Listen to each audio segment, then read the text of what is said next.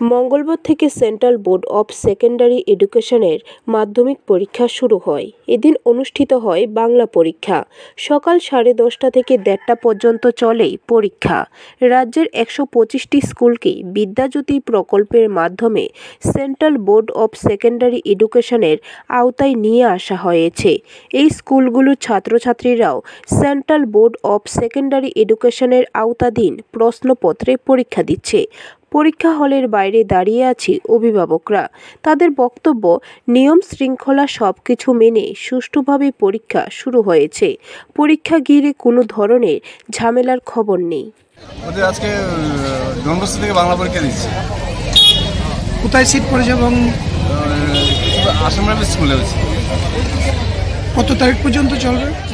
সামনের মাসের 13 তারিখ অবধি। ভালোই হবে, প্রশ্নপত্র যা মানে শুনেছি বাস্তব ভালোই হবে, পরীক্ষাও ভালো হবে, আর যেখানে সিট পড়েছে স্কুলটাও তো ভালো। ব্যুরো রিপোর্ট, খবর ত্রিপুরা।